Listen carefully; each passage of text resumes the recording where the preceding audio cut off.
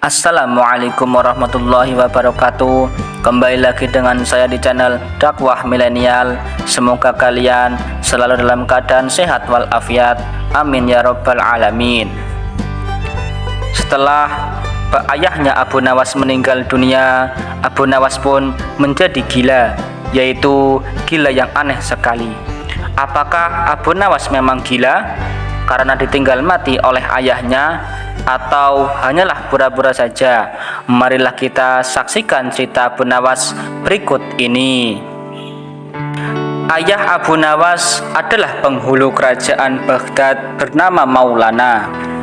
Pada suatu hari, ayahnya Abu Nawas yang sudah tua itu sakit parah dan akhirnya meninggal dunia. Abu Nawas dipanggil ke istana. Ia diperintahkan Sultan untuk mengubur jenazah ayahnya itu sebagaimana adat Syekh Maulana. Apa yang dilakukan Abu Nawas hampir tiada bedanya dengan Qadi Maulana, baik mengenai tata cara memandikan jenazah hingga mengkafani, mensolati, dan mendoakannya. Maka Sultan bermaksud mengangkat Abu Nawas menjadi qadi atau penghulu sebagai pengganti kedudukan ayahnya. Namun demi mendengar rencana sang Sultan, tiba-tiba Abu Nawas yang cerdas itu tiba-tiba nampak berubah menjadi gila. Usai upacara pemakaman ayahnya, Abu Nawas mengambil sepotong batang pisang dan diperlakukannya seperti kuda. Ia menunggang kuda dari batang pisang itu sambil berlari-lari dari kuburan ayahnya menuju rumahnya. Orang yang melihat menjadi terheran-heran dibuatnya. Pada hari yang lain, ia mengajak anak-anak kecil dalam jumlah yang cukup banyak untuk pergi ke makam ayahnya. Dan di atas makam ayahnya itu, ia mengajak anak-anak untuk bermain rebana dan bersuka cita. Kini semua orang semakin heran atas kelakuan Abu Nawas itu. Karena mereka menganggap Abu Nawas sudah menjadi gila karena ditinggal mati oleh ayahnya. Pada suatu hari, ada beberapa orang utusan dari Sultan Harun ar-Rasyid datang menemui Abu Nawas. "Hai Abu Nawas, kau dipanggil Sultan untuk menghadap ke istana," kata wazir utusan Sultan. "Buat apa Sultan memanggilku? Aku tidak ada keperluan dengannya," jawab Abu Nawas dengan entengnya seperti tanpa beban. "Hai Abu Nawas, kau tidak boleh berkata seperti itu kepada rajamu." "Hai wazir, kau jangan banyak cakap, cepat ambil ini ke kudaku dan mandikan di sungai supaya bersih dan segar," kata Abu Nawas sambil menyodorkan sebatang pohon pisang yang dijadikan sebagai kuda-kudaan. Si wazir hanya geleng-geleng kepala melihat kelakuan Abu Nawas. "Abu Nawas, kau mau apa tidak menghadap Sultan?" kata wazir. "Katakan kepada rajamu, aku sudah tahu, maka aku tidak mau," kata Abu Nawas. "Apa maksudmu Abu Nawas?" tanya wazir dengan rasa penasaran. "Sudah, pergi sana, bilang saja begitu kepada rajamu," sergah Abu Nawas sembari menyaruk debu dan dilemparkan ke arah si wazir dan teman-temannya. Si wazir segera menyingkir dari halaman rumah Abu Nawas itu. Mereka laporkan keadaan Abu Nawas yang seperti tak waras itu kepada Sultan Harun ar-Rasyid. Dengan geram, Sultan berkata, "Kalian bodoh semua. Hanya menghadapkan Abu Nawas kemari saja tak becus. Ayo pergi sana ke rumah Abu Nawas, bawa dia kemari dengan suka rela atau terpaksa." Si wazir segera mengajak beberapa prajurit istana dan dengan paksa Abu Nawas dihadirkan di hadapan raja. Namun lagi-lagi di depan raja, Abu Nawas berlagak pekon. Bahkan tingkahnya yang ugal-ugalan tak selayaknya berada di hadapan seorang raja. Abu Nawas bersikaplah sopan, tegur Baginda. Ya Baginda, tahukah Anda apa Abu Nawas? Baginda, terasi itu asalnya dari udang. Kurang ajar kau, menghinaku Abu Nawas. Tidak Baginda, siapa bilang udang berasal dari terasi?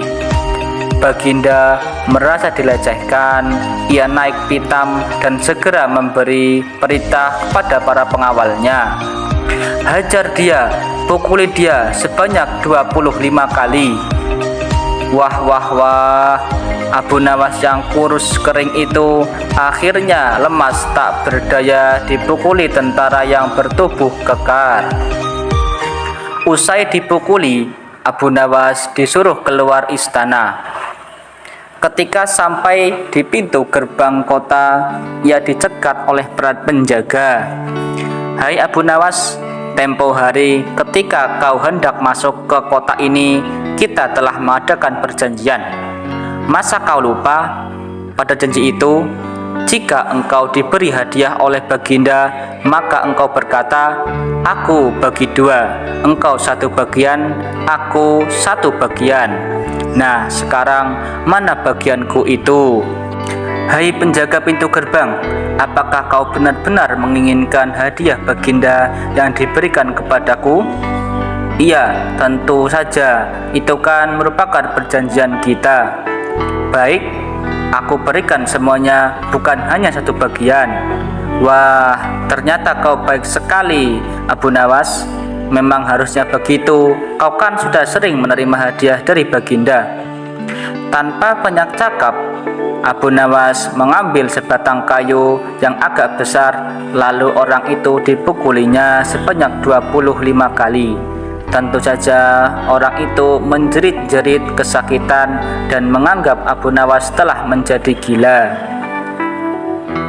Setelah penunggu gerbang kota itu kelengar, Abu Nawas meninggalkannya begitu saja. Ia terus melangkah pulang ke rumahnya. Sementara itu, si penjaga pintu gerbang mengadukan nasibnya kepada Sultan Harun ar-Rasyid.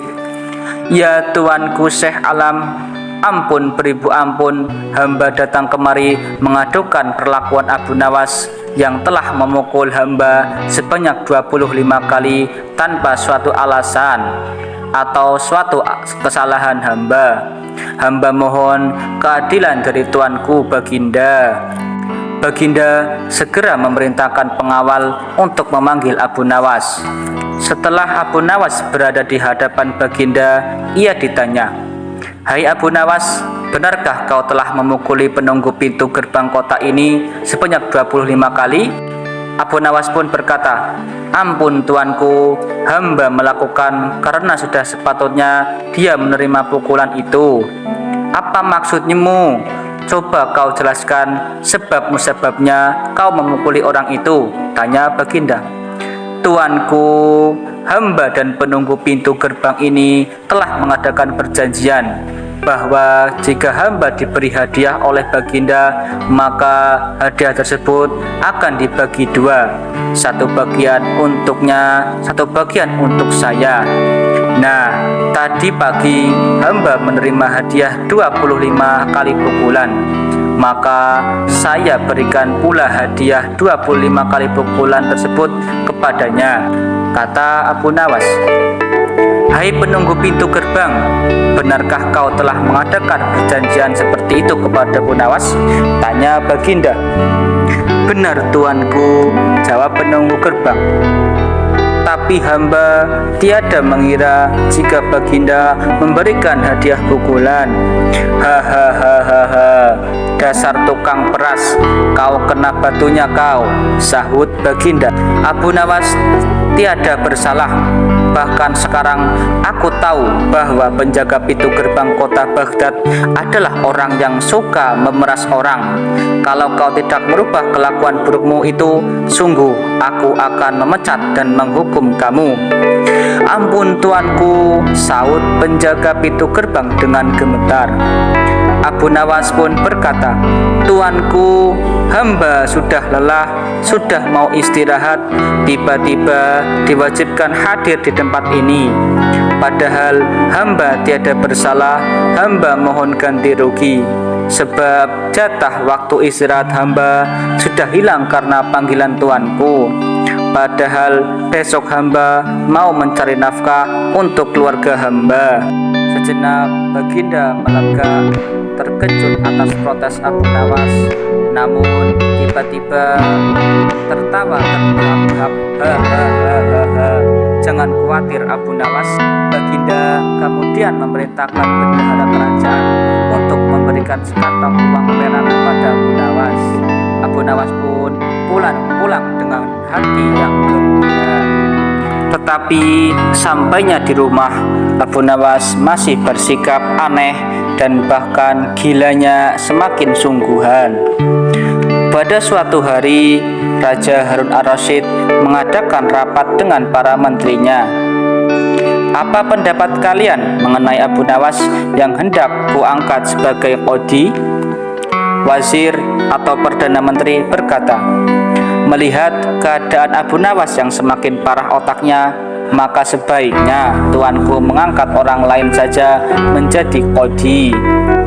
Menteri-menteri yang lain juga mengutarakan pendapat yang sama.